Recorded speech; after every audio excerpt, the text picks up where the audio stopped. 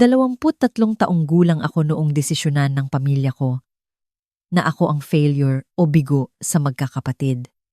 Kakatapos lang noon ng Kuya Tyler ko ng kanyang MBA sa isang universidad sa Maynila. Hindi naman ito mula sa Ateneo o UP.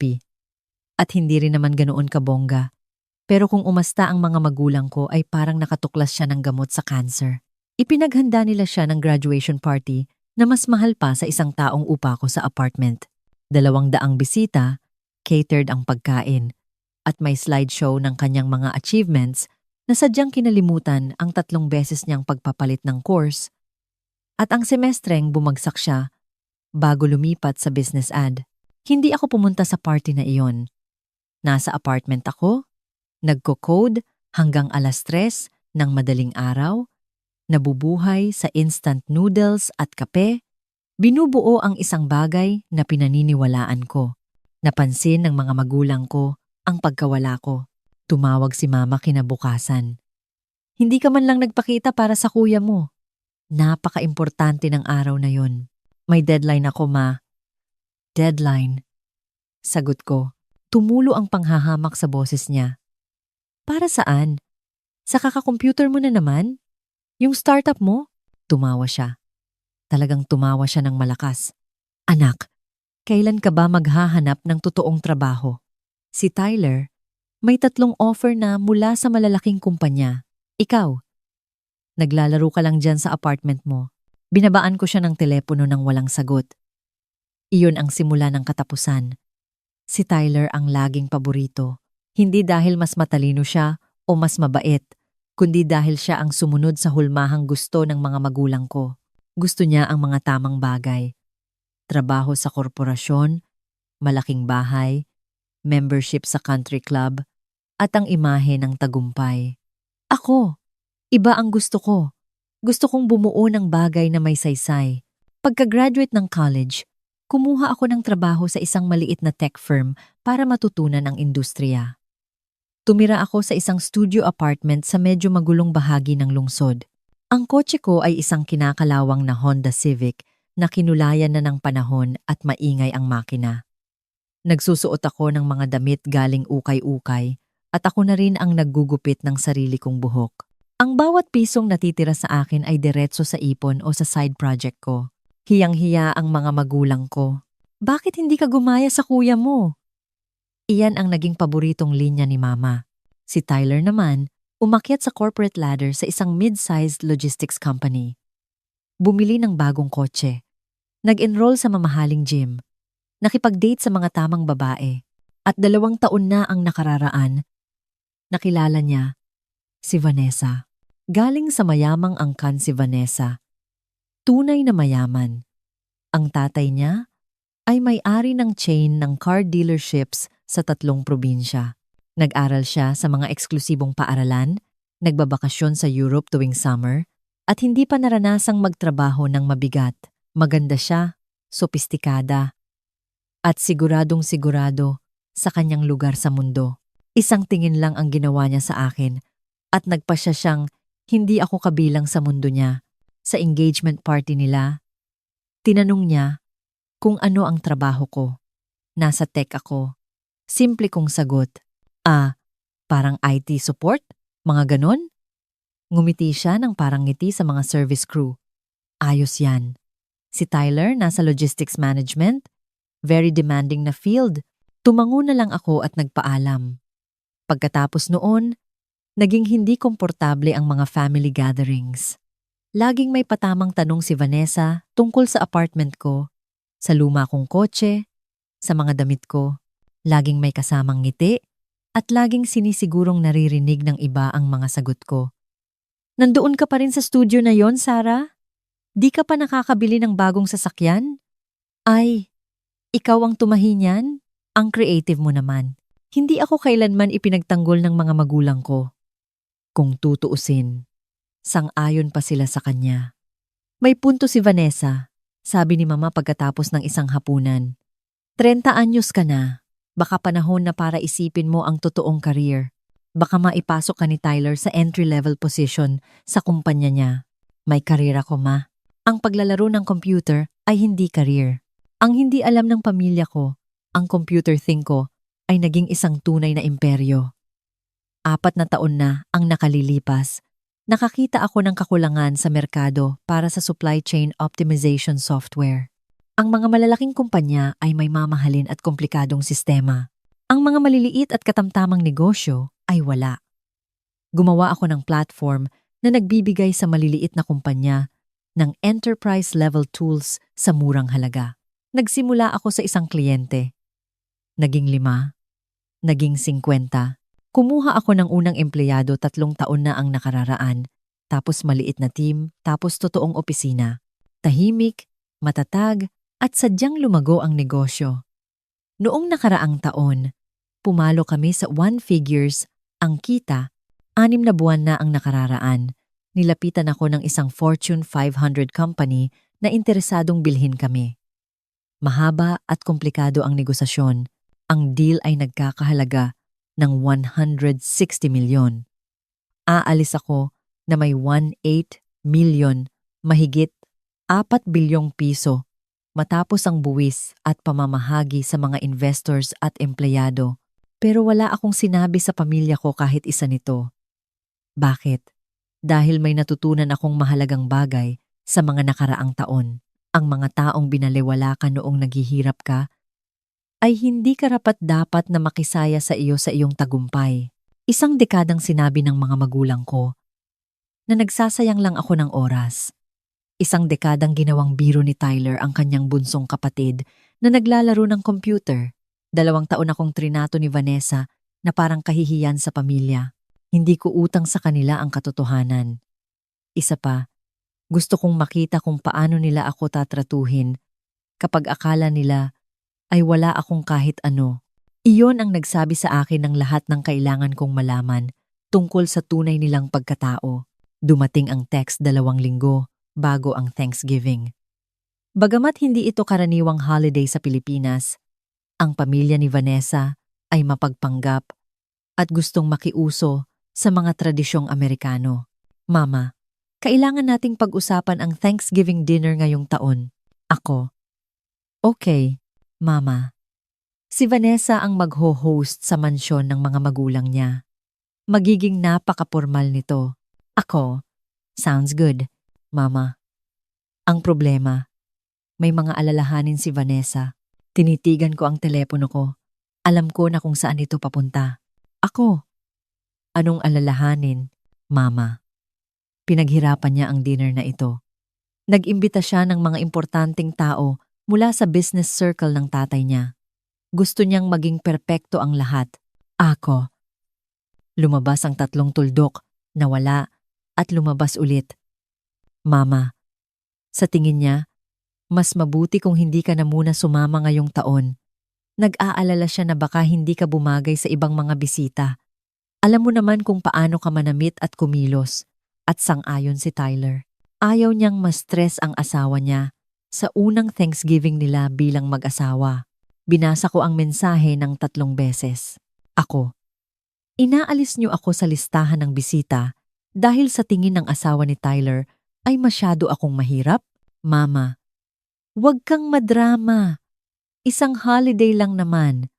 Gagawa na lang tayo ng simple sa Pasko. Gusto lang ni Vanessa na maging maayos ang una niyang malaking event. Naiintindihan mo naman, di ba? Hindi pwedeng nandoon ka na. Mukhang alam mo na.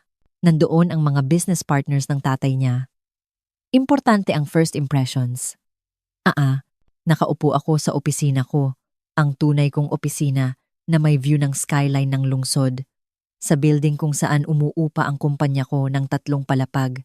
At tumawa ako. Ako. Naiintindihan ko ng buo. Salamat sa pagiging prangka, Ma. Alam kong maiintindihan mo rin. Siguradong makakahinga ng maluwag si Tyler. Nag-aalala kasi siyang baka mag-iskandalo ako. Hindi ako sumagot. Thanksgiving Eve. Nagtrabaho ako ng late sa opisina. Karamihan sa team ko ay umuwi na sa kanilang mga pamilya. Ang acquisition deal ay magsasara sa loob ng 2 linggo. Nakaayos na ang lahat. Nag-vibrate ang phone ko mula sa mga mensahe sa family group chat. Tyler, Excited na ba ang lahat para bukas? 2 araw. Nang nagluluto si Vanessa, Papa, hindi na makapaghintay. Balita ko, napakaganda ng mansyon ng parents niya. Mama, sinend sa akin ni Vanessa ang litrato ng table settings. Parang galing sa magazine. Tita Linda, hindi ako makapaniwalang wala si Sarah. Anong gagawin niya? Mama, hay naku, alam mo naman si Sarah. Siguro nagtatrabaho sa computer thing niya. Hindi naman talaga siya mahilig sa mga ganitong family gatherings. Tyler, mas mabuti na rin sa kanya. Honestly, high-end ang crowd ni Vanessa.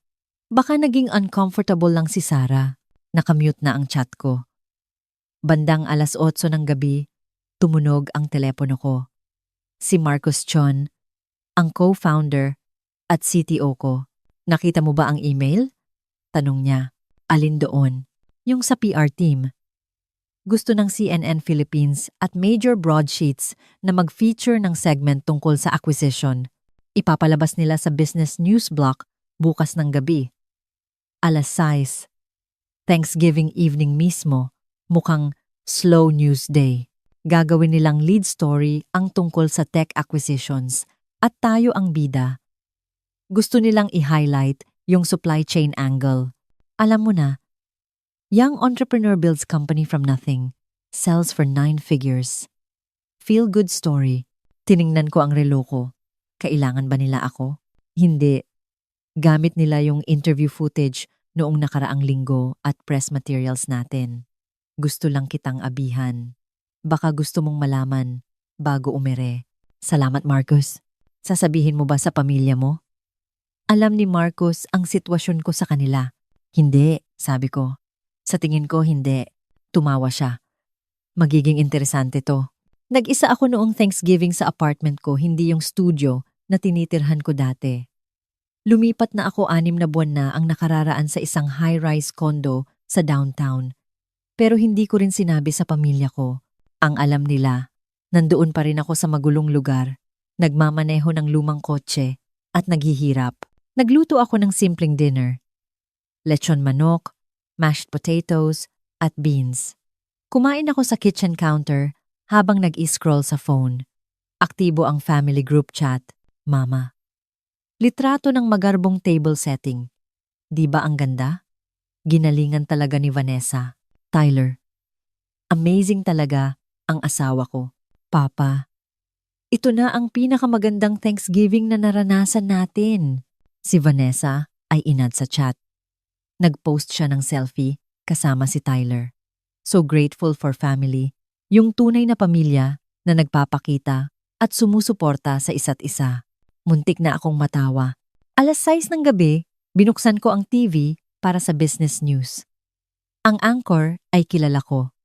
Propesyonal, pulido. Ngayong gabi, tatalakayin natin ang isang trend sa tech sector. Mga maliliit na kumpanyang nagsimula sa wala na binibili ng malalaking korporasyon sa halagang nakalulula. Ang aming lead story ay tungkol sa isang 30 anyos na entrepreneur na bumuo ng supply chain optimization platform mula sa kanyang studio apartment. At kabebenta lang nito sa halagang 160 milyon. Lumabas ang litrato ko sa screen. Mula ito sa interview ko noong nakaraang linggo. Naka-blazer. Mukhang profesional malayo sa bersyon ng Sarah na kilala ng pamilya ko. Si Sarah Mitchell ay nagsimula ng kanyang kumpanya, ang Chainlink Solutions. 4 na taon na ang nakararaan, gamit lang ang 250,000 pesos na ipon at isang laptop. Ngayon, ang software niya ay ginagamit ng mahigit 3,000 kumpanya noong nakaraang buwan. Isinara niya ang deal para ibenta ang Chainlink sa Meridian Global Technologies sa halagang 160 milyon. Pinakita ang footage ng interview ko.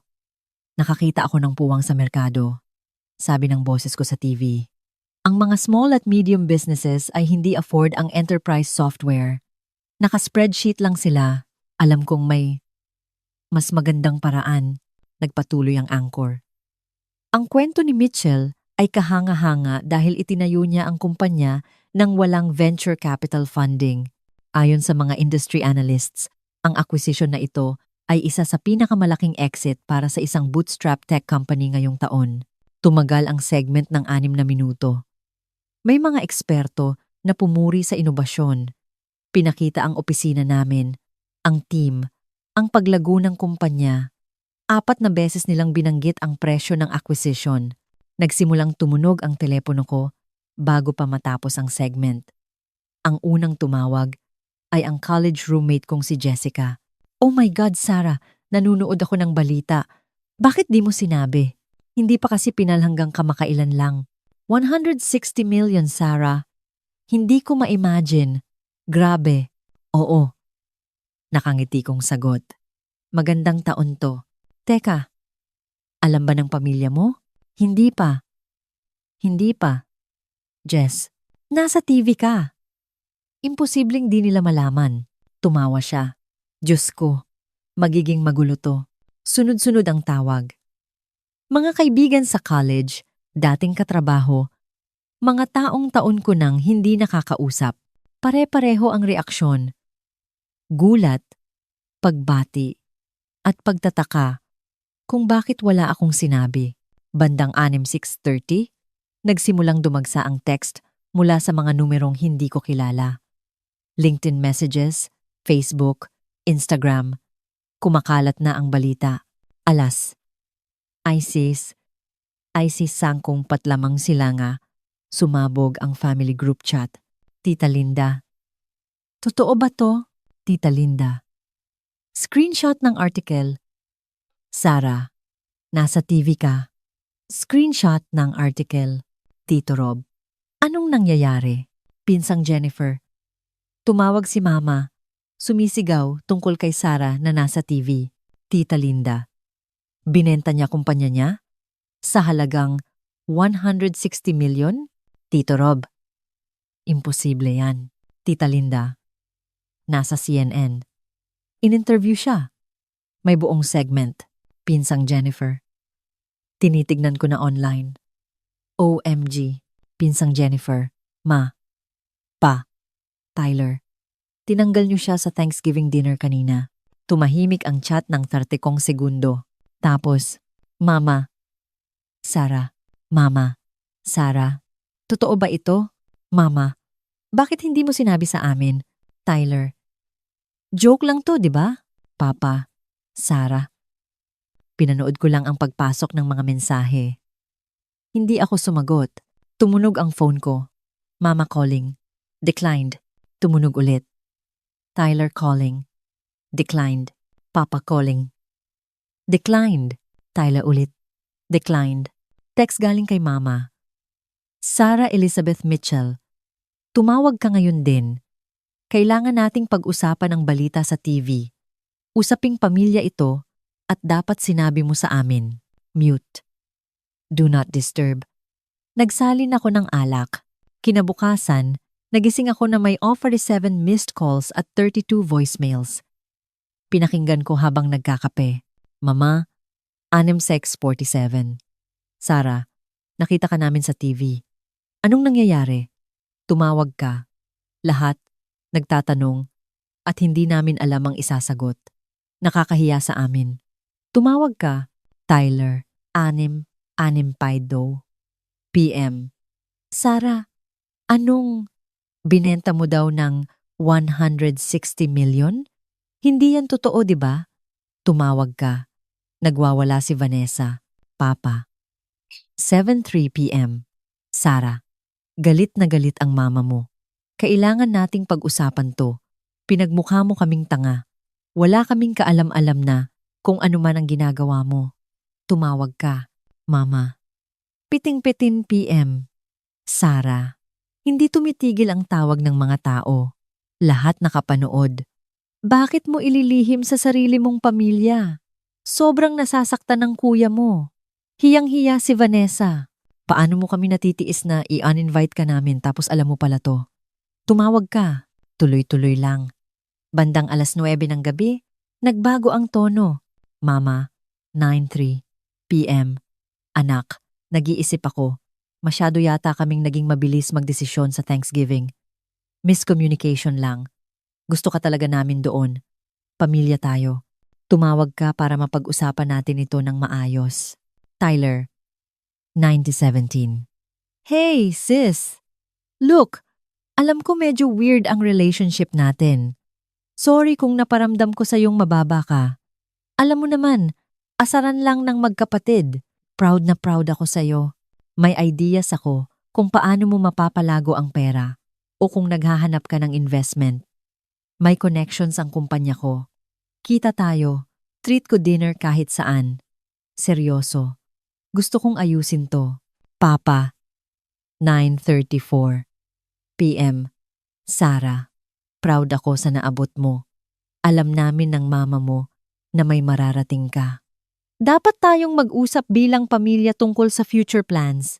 May mga financial decisions na kailangang gawin at dapat kasama ang pamilya sa mga bagay na yan. Ang huling voicemail ay kay Vanessa noong 11:47 p.m. Sarah, si Vanessa. To, gusto ko lang sabihin na bilib ako sa na-achieve mo. Guilty ako sa nangyari sa Thanksgiving. Gusto sana kitang makilala ng lubusan. Lunch tayo next week? Binigay ni Tyler ang number mo. Call me back. Binura ko lahat ng voicemail nang walang sagot. Sabado ng umaga, pumunta si Mama sa luma kong apartment yung studio na hindi ko na tinitirhan ng 6 na buwan. Tumawag siya mula sa parking lot. Sarah, nandito ako sa apartment mo. Papasukin mo ako. Wala ako diyan, Ma. Anong wala? Nasaan ka? Lumipat na ako 6 na buwan na ang nakakaraan. Katahimikan. Lumipat. Saan? Downtown. Hindi mo sinabi sa amin. Hindi kayo nagtanong. Sarah, anong nangyayari sa'yo? Hindi ikaw to. Pamilya tayo. Kailangan nating mag-usap ng personal. Tungkol saan? Sa kumpanya mo? Sa pera? Sa pagsisinungaling mo sa amin ng ilang taon? Hindi ako nagsinungaling, Ma. Hindi lang kayo nagtanong. Nag-assume kayo. Huwag mo akong pilosopohin. Saan ka nakatira? Pupunta ako. Hindi. Ayokong tumanggap ng bisita ngayon. Nanay mo ako. E di sana trinato niyo akong anak noong kailangan ko kayo. Binabaan ko siya. Tumawag siya ulit ng 17 beses. Hindi ko sinagot. Nagpadala ng mahabang text si Tyler. Sorry, little sister. Teasing lang. Investment opportunities. Hindi ako sumagot. Linggo. Papa naman, gamit ang guilt trip. Umiiyak ang mama mo. Pamilya ang lahat. Hindi nababago ng pera ang dugo. Hindi rin ako sumagot. Ang extended family, iba ang kwento. Tumawag si Tita Linda. Sinagot ko. Sarah, honey, gusto ko lang malaman mo. Nabilib ako sa'yo at galit na galit ako sa nanay mo. Talaga po? Tinanggal ka sa listahan. Dahil sa tingin ng ekoserang Vanessa na yan mahirap ka. Sinabihan ko ang nanay mo kahapon na dapat mahiya siya sa sarili niya. Di ako makapaniwalang trinato kanila ng ganoon. Salamat, tita. Makinig ka. Hindi ako tumatawag para manghingi ng pera, ha? Gusto ko lang sabihin na proud ako sa'yo at sorry kung hindi ko sineryoso ang trabaho mo noon. Dapat, mas nagtanong ako kung kailangan mo ng kakampi. Tawagan mo ako. Pag kinulit ka ng nanay mo, isumbong mo sa akin. Ang sarap sa pakiramdam. Tumawag din si pinsang Jennifer. Sarah, grabe ang roast kay Tyler at Vanessa sa extended family GC. As in sunog. Pinag-uusapan ng lahat kung paano kanila in-uninvite tapos ngayon mukha silang tanga. Ang ganda ng karma. Napangiti ako. May extended family GC? Oo naman. Yung wala ang immediate family mo.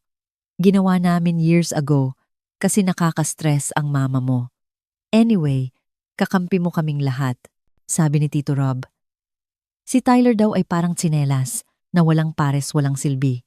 At sabi ni Tita Linda, si Vanessa daw ay hindi makakakilala ng tunay na class kahit kagatin pa siya nito sa puwet niyang puno ng botox. Natawa ako ng malakas. Lunes ng umaga pumasok ako sa opisina. Congratulatory ang team, pero professional. 10:00, kumatok ang assistant ko. Ma'am Sarah, may lalaki po sa lobby. Kapatid niyo daw. Wala pong appointment. Tumingala ako. Nandito si Tyler? Opo. Importante daw. Pinag-isipan kong paalisin, pero nanaig ang curiosity. Papasukin mo. 5 minuto ang lumipas. Pumasok si Tyler. Tumigil siya sa pinto.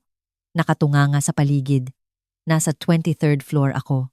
Floor-to-ceiling windows, modernong gamit. Nakasabit ang Forbes 30 under 30 frame ko sa likod ng desk. Holy sh... Ti, bulong niya. Naglakad siya ng dahan-dahan. Opisina mo to? Opisina ko. Pero, akala namin, IT support ka lang. Kung saan, alam ko, umupo siya sa tapat ko. Mukha siyang lumiit. Bakit hindi mo sinabi sa amin? Hindi kayo nagtanong. Hindi naman fair yan. Hinayaan mo kaming mag-isip na. Hinayaan ko kayong isipin ang gusto nyong isipin. Nagdesisyon kayo na failure ako dahil hindi ko sinunod ang landas nyo. Nag-assume kayo. Hindi ko kayo kinorek. Pamilya tayo, Sarah. Talaga ba? Napapikit siya. Anong ibig sabihin yan? Ibig sabihin in-uninvite mo ako sa Thanksgiving dahil sa tingin ng asawa mo masyado akong hampas lupa para umupo sa lamesa niya. Ibig sabihin, ilang taon kang nagbiro tungkol sa kapatid mong nagko-computer lang. Ibig sabihin, laging sinasabi ni na mama at papa na maghanap ako ng totoong trabaho habang ikaw ang golden child. Hindi ko alam na ganyan ang nararamdaman mo kasi wala kang pakialam. Nanahimik siya. Guilty. Si Vanessa. Muntik na akong matawa. Sigurado ako, hindi niya sinasadyang, Tyler, tama na. Sinadya ni Vanessa ang bawat salita. Tingin niya, kahihiyan ako. Sang-ayon sina mama at papa. Sang-ayon ka. Ang tanging nagbago lang ngayon ay alam niyong may pera na ako. Hindi ko na problema yon. Problema niyo na yan. Anong gusto mo sa amin? Wala akong gusto sa inyo. Iyon ang punto. So ano? Puputulin mo na lang ang ugnayan? Naglalagay ako ng boundaries. Magkaiba yon. Tumayo siya. Alam mo, hindi kami perpekto. Nagkamali kami, pero pamilya mo pa rin kami. Dapat may halaga yon. May halaga naman talaga, sabi ko. Hanggang sa nawalan na, umalis siya ng walang imik. Sa sumunod na 2 linggo, ramdam ang epekto. Hiyang-hiya ang mga magulang ko sa social circle nila. Alam ng lahat ang CNNPs. Alam ng lahat na in-uninvite nila ang anak nila sa parehong araw na nabalita ang tagumpay nito. Mukha silang tanga at malupit. Tumawag ulit si mama. Umiiyak. Sinasabi ng mga tao na masama kaming magulang. Paano mo nagawa ito sa amin? Wala akong ginawa sa inyo, ma. Ginawa nyo yan. Sa sarili nyo. Isang pagkakamali lang. Isang desisyon yon, ma.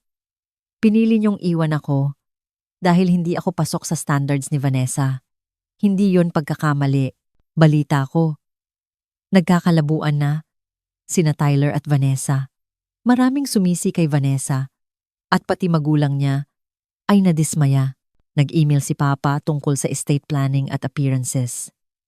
Isang linya lang ang sagot ko. Pupunta ako sa family events kung magkakasundo ang lahat na sapat ako para nandoon. Hindi siya sumagot. Nagsara ang acquisition deal. 160 million. Nakuha ko ang 107 million. Ang team ko ay nakatanggap ng life-changing bonuses. Ang mga investors ko ay kumita ng malaki. Ang pamilya ko, wala silang nakuha. Hindi dahil madamot ako, kundi dahil hindi nila iyon pinagtrabahuhan. Wala sila noong mga panahong hirap na hirap ako. Tinuring nila akong bigo. Hindi ko gagantimpalaan ang ganong ugali. Pasko. Inimbita ako sa family gathering. Tumanggi ako. Sa halip, nagpasko ako kasama ang team ko. Upa kami ng ski resort sa abroad. 23 tao na sama-samang bumuo ng isang bagay na naniwala sa isa't isa. Iyon ang tunay kong pamilya. Pasko ng umaga, nag-text si Mama. Nandito kaming lahat. Bakante ang upuan mo. Please, pag-isipan mo. Matagal kong tinitigan ang mensahe. Tapos, nag-type ako. Ma, 10 taon akong may bakanting upuan sa lamesa nyo. Nandoon ako physically, pero hindi nyo ako nakikita. Ang nakikita nyo ay isang failure, isang kahihiyan. Gusto nyo lang ako sa lamesa ngayon dahil sa pera. Hindi pamilya ang tawag dyan. Opportunism. Merry Christmas na lang. Puno ang lamesa ko dito. Isang oras ang lumipas, nag-i-ski ako kasama si Marcus at ang team. Nagtatawanan kami, nagdiriwang, sama-sama. Iyon ang pamilyang pinili ko. Minsan, ang pinakamagandang higanti ay hindi pagganti. Ito ay ang mamuhay ng maayos, bumuo ng makabuluhang bagay, at huwag hayaang diktahan ng limitasyon ng ibang tao ang halaga mo. Akala ng pamilya ko kailangan ko ang approval nila. Ang kailangan ko lang pala ay maniwala sa sarili ko. Nakuha nila ang Thanksgiving na gusto nila. Nakuha ko naman ang buhay na binuo ko. At alam ko kung alin ang pipiliin ko ulit. Huwag hayaang ang opinyon ng iba kahit pakadugo mo ang magdikta ng iyong kinabukasan. Maniwala sa sariling kakayahan, magsumikap ng tahimik, at hayaang ang tagumpay mo ang mag-ingay para sa'yo.